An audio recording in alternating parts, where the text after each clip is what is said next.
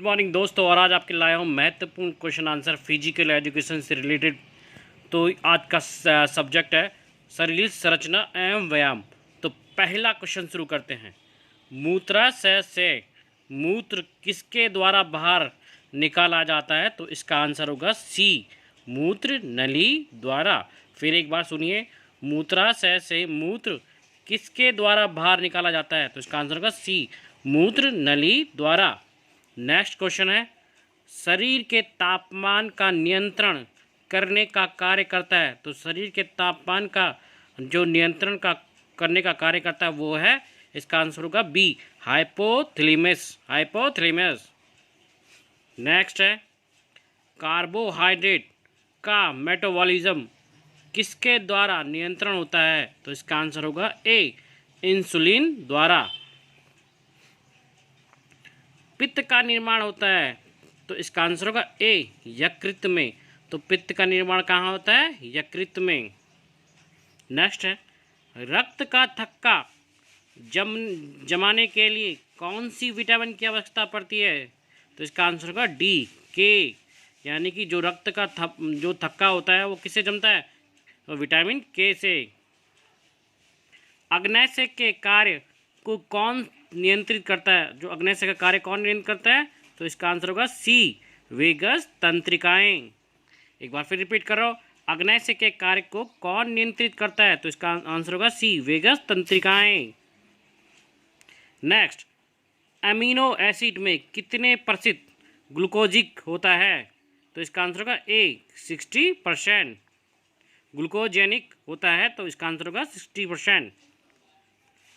वेस्टिज्यूल का संबंध होता है, तो जो वेस्टिज्यूल होता है वो कहाँ होता है? इसका आंसर होगा सी, मुख से।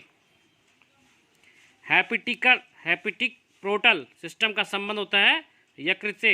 एक बार फिर रिपीट कर रहा हूँ, हैपेटिक पोर्टल सिस्टम का संबंध है, इसका आंसर होगा बी, यकृत से।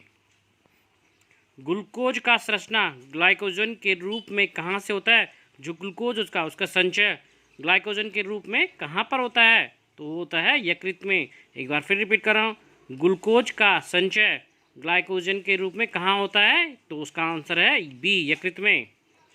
पाचन क्रिया को तेज करने का कार्य करता है, तो कौन करता है? इसका आंसर होगा सी, पित्तरस। हेलन लूप की गुहा में तरल होता है, तो हेलन लूप की गुहा में तरल कौन सा होता है? तो ये होता है मूत्र में। हेलन लूप कहाँ होता है? मूत्र में। तो इसका आंसर होगा ए। उपचायिका प्रक्रिया को उत्प्रेरित करने वाला पदार्थ कौन सा है? उपचायिका प्रक्रिया को उत्प्रेरित करने वाला पदार्थ कौन सा है? तो इसका आंसर होगा ए, एंजाइम। कौन कार्बोहाइड्रेट मोनोसैकेराइड है? तो इसका आंसर होगा ए, ग्लूकोज। निम्नलिखित में कौन सा अणु प्रोटीन अणुओं की इकाई है? तो इसका आंसर होगा ए, अमीनो आम्ल।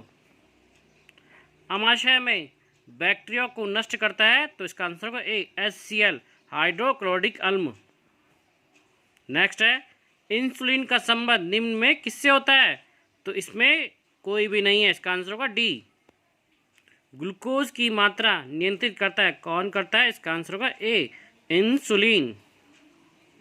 वसा का अवशोषण आंत में करता है, तो वीला करता है, इसका आंसर होगा डी। मानव शरीर के किस अंग में सबसे ज़्यादा रासायनिक क्रिया होती है? तो इसका आंसर होगा ए, यकृत में।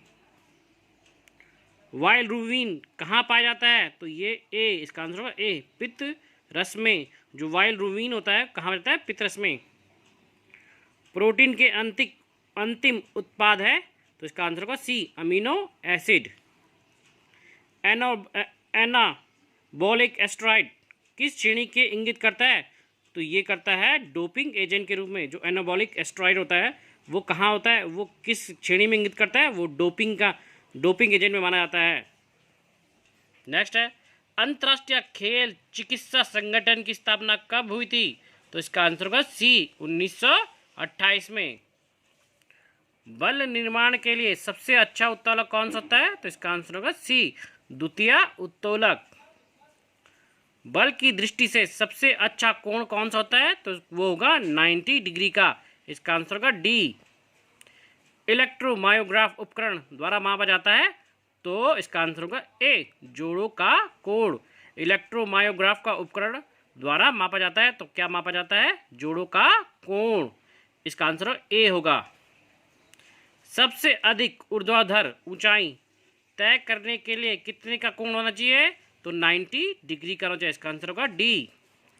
अंतर्राष्ट्रीय तैराकी प्रतियोगिता कितने ताप पर आयोजित की जाती है? तो 24 सेंटीग्रेड पर आयोजित की जाती है। अंतर्राष्ट्रीय तैराकी प्रतियोगिता कितने ताप पर आयोजित की जाती है? तो इसका आंसर होगा डी, 24 सेंटीग्रेड पर।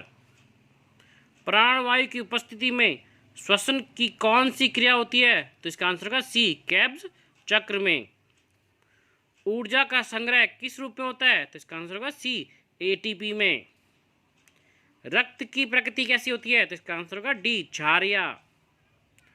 तीव्र यानी कि व्यायाम करने से हृदय कौन सा भाग बढ़ता है? यानी जल्दी व्यायाम करने से तो इसका निर्लय बढ़ जाता है, जो हृदय का जो निर्लय होता है वो बढ़ जाता है। इसका आंसर होगा B. Indian association of sports medicine की स्थापना कब हुई थी?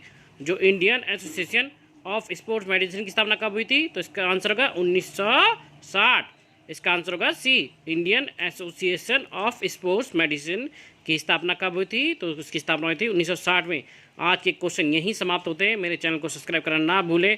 फिजिकल एजुकेशन से संबंधित मैं और भी क्वेश्चन आऊँगा। आप मेरे चैनल को सब्सक्राइब करें और शेयर कीजिए। धन्यवाद।